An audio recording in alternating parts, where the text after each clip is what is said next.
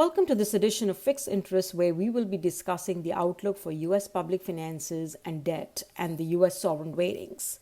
My name is Shelly Shetty, and I'm a Managing Director and Head of Americas and Asia Sovereign Ratings at Fitch. Now, as you know, on August 1st, Fitch downgraded the U.S. sovereign rating by one notch from AAA to AA+ with stable outlook.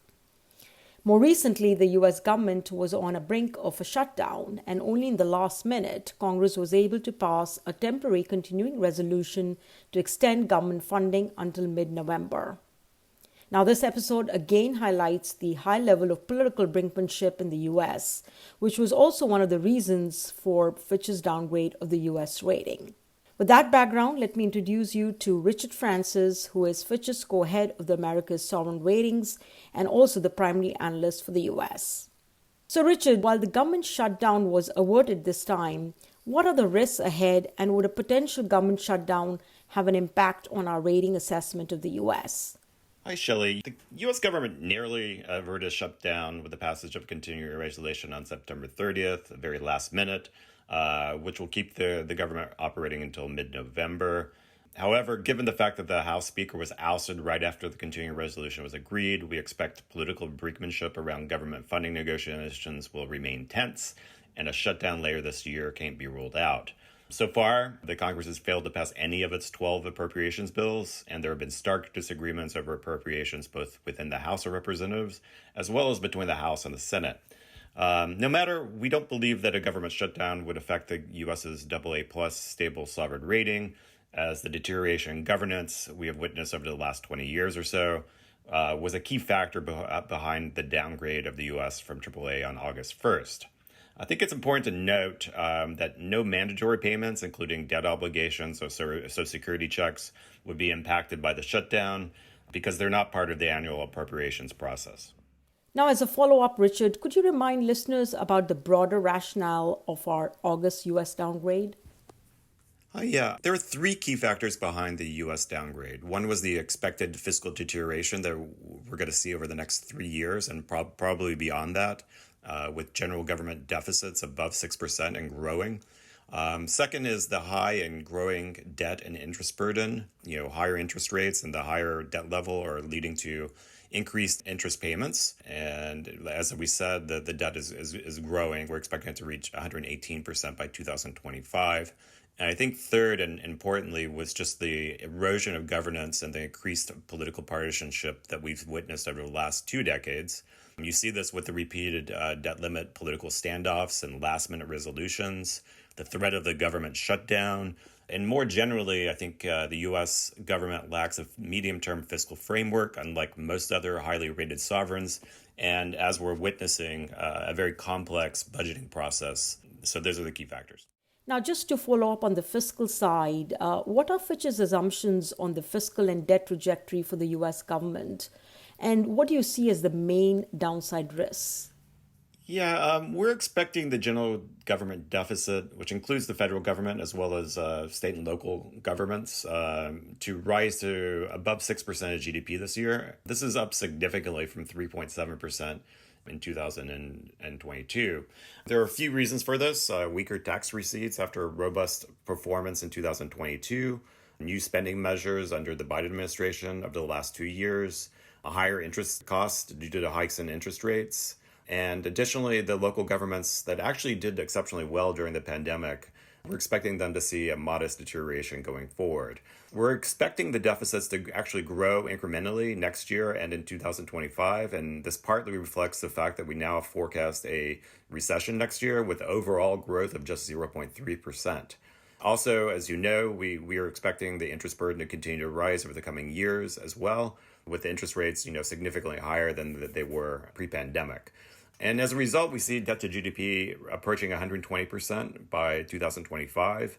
This is 20 percentage points higher than before the pandemic in 2019. And if there are no policy changes, we're expecting to see the debt continue to rise over the next decade. And just a quick note on the Fiscal Responsibility Act, which was passed in June to suspend the debt ceiling. Again, this was done at the very last minute. It only includes non-defense discretionary spending, and this represents only 15% of total federal spending.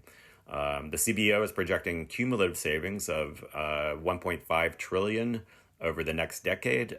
This is just 3.9 percentage points of GDP. And as you know, there are already disagreements on the act. Some in Congress want deeper cuts, while others are calling for increased spending on natural disasters and aid to Ukraine. Now, Richard, given the medium and long-term fiscal issues that you've just highlighted, how do you see prospects for reforms to control the growth in mandatory spending or raise revenues? Yeah, as I said, if there are no policy reforms over the next decade, the fiscal situation will get worse. We have higher interest rates and rising debt stock, and this will lead to higher costs on interest payments. And we also have an aging population, which will lead to rising Social Security and healthcare costs.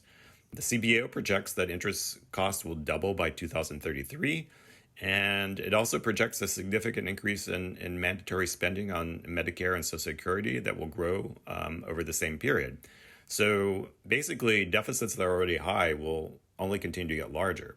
The CBO projects that the Social Security fund will be depleted by 2033, and the Hospital Insurance Trust Fund, which is used to pay for benefits under Medicare Part A, will be depleted by 2035. So I think this highlights the significant challenges the U.S. faces over the next 10 years. An additional concern to the fiscal picture is the fact that the 2017 tax cuts are set to expire in 2025. But of course, there will be political pressure to make these tax cuts permanent, as has been the case in the past.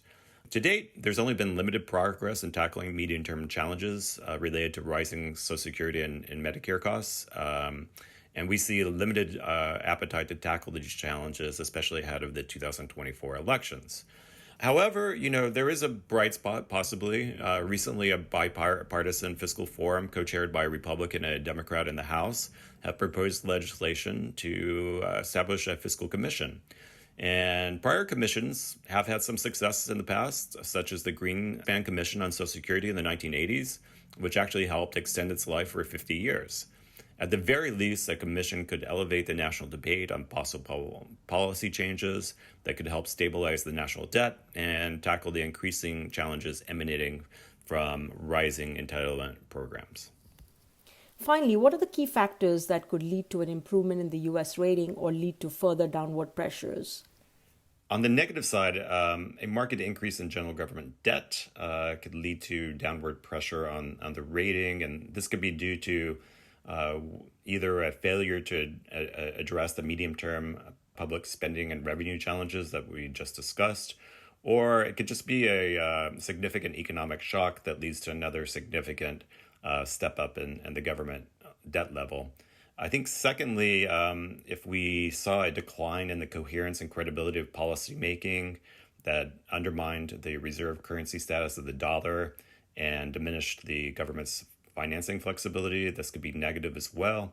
And you could see such a scenario, for example, if a future debt ceiling debate isn't resolved before the government exhausts extraordinary measures and its cash position, and therefore it fails to make all of its obligations on time. This could be quite negative, obviously, for the credibility. I think on the positive side, if we saw a significant fiscal adjustment, for example, the government addresses these medium-term challenges on mandatory spending for Social Security and Medicare, or they increase revenues through tax increases, leading to a fiscal adjustment and a medium-term decline in the government debt ratio. This could be positive. And I think secondly, if we saw a improvement in governance in general, that would be positive as well. And I think the two probably be related because if you saw, the government tackling these medium-term spending challenges and, looking at increasing revenues, it would actually signify that there's been an improvement in governance. So I think those are kind of the areas that we'd be looking at for a change in the rating going forward. I think that wraps it up for us. Thanks a lot, Richard, for your insights. Thank you for listening. And for more on the U.S., you can access our research on our website, fitchratings.com. Hope you will join us in the next Fixed Interest podcast. Thank you.